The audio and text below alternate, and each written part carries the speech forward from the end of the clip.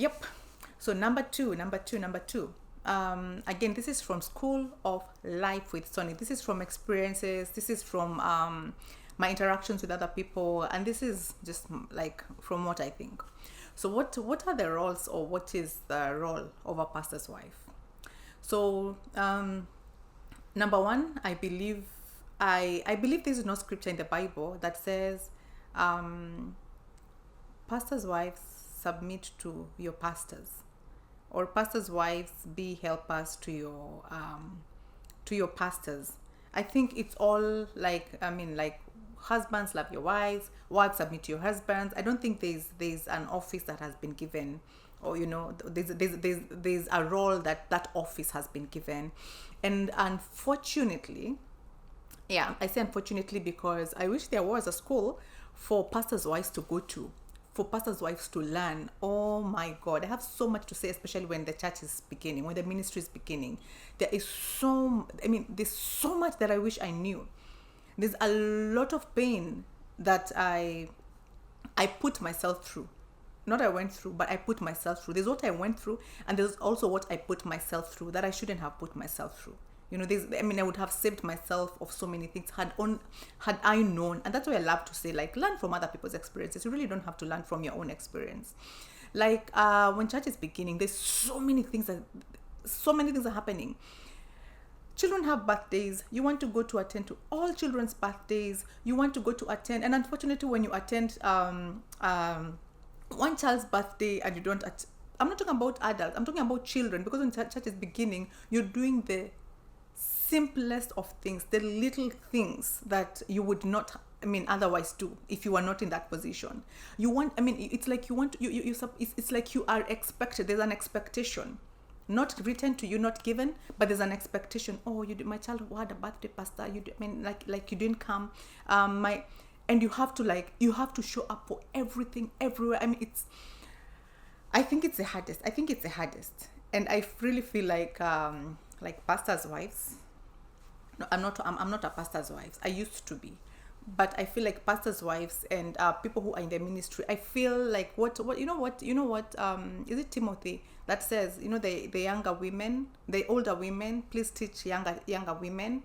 I really feel like there should be there should be lessons given to young pastors' wives, so that like this is my role.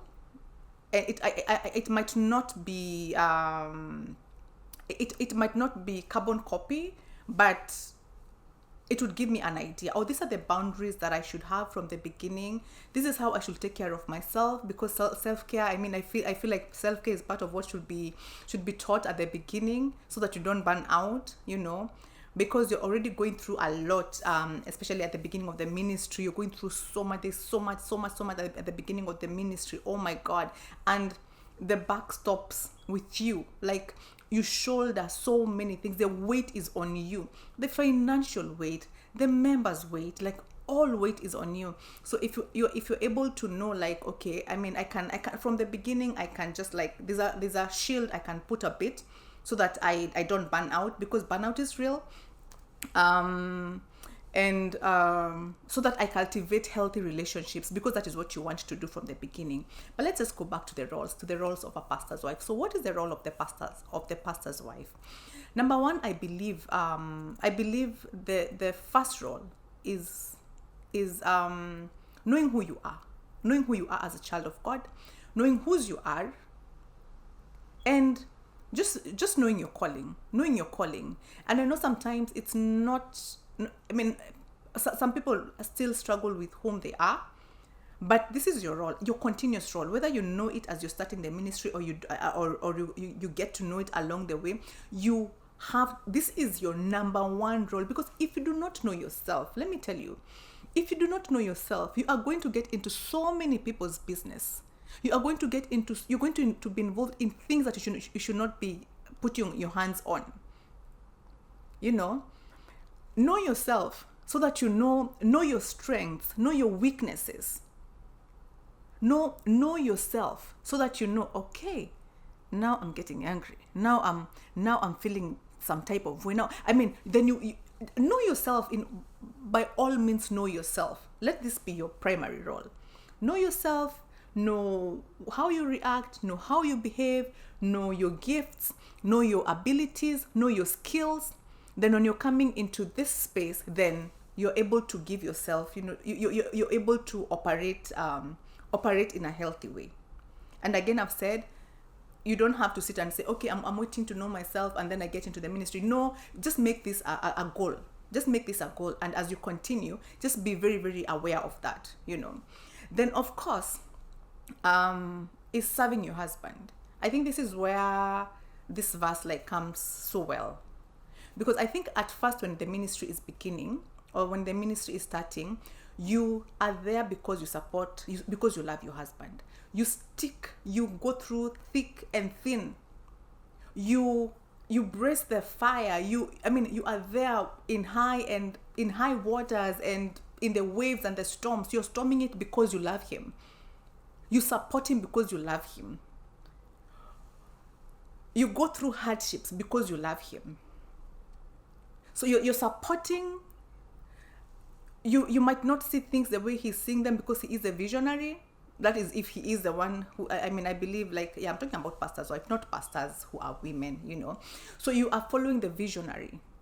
So your number one role is to support him, is to follow him, and that goes without saying. If you love someone, you will go with them. They tell you, oh, now we are moving from this place to this place. You're gonna go with them. Now we are okay. We don't have. This is where we are. This is the building you're gonna be taking. You take this building.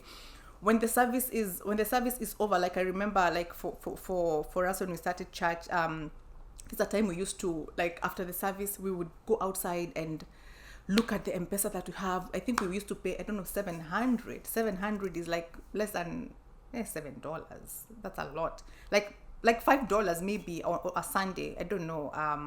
And sometimes you don't have that money. And then I think we went to maybe $10, and by the end of the service, it's a Sunday and you don't even have that money. Then you have to start making calls and looking for that money. So that time you're not following because you believe in the call, but you believe in you can see the end goal. But that time you are following because you love this person. You are following him because you want to support him. So I feel like this is where now real support, real submission comes in. I am with you in whatever. If you tell me let's go to Isiolo, you're gonna go there. So it's to support fully, support the visionary from the beginning, support them, believe in them. But also, you have a responsibility of seeing and of praying. You are the one now who is supposed to be praying. You might be able to see things that they are not seeing. You might be able to hear things that they might not hear because of a lot of things that are going on with them. Be the person that is upholding the ministry in prayer. I know they're also praying, but sometimes you might see things that they might not see. You may be, and women are very. I believe women have high intuition. Women are able to tell you, okay, oh, that lady that came, that women are able to see things that sometimes men miss out on. So your role as a helper is to uphold. Don't say that, oh, now because I'm married to a pastor, I'm not gonna be praying because he's the person who has direct access to heaven. You have direct access. You are called to be a helper. You are called to be that person that is praying for that for your spouse. You could be the house pastor, You could be the house pastor. So don't say, oh, I'm not gonna pray because he is praying. So as he's praying, and as he's praying for the church, and as he's praying for himself and all that, who is upholding him in prayer? That's your role. So what's your other role? The other role, I believe, of a pastor's wife, of course, is to be a homekeeper, because if your home is healthy, if your home is well kept, then there's not gonna be stress. Your children are well taken care of. You are hands on when it comes to your children. You are your children are well taken care of. Yeah. So if you have a good environment, you're creating a good home environment for them to thrive in. So that when they go out to minister, then things are easy. Keep your home, like keeping your home healthy, run things, hold your children's birthdays. Your spouse may not be there, but you be the mom at home, and support from home. Cover where this person is not able to to be there. Sometimes they're on mission, sometimes it's you to cover, because sometimes you might also not be there, but they cover. So I mean, it's partnership. Let me just say, the other role is just partnership, being a good partner in whatever way, however, yeah, in the ministry.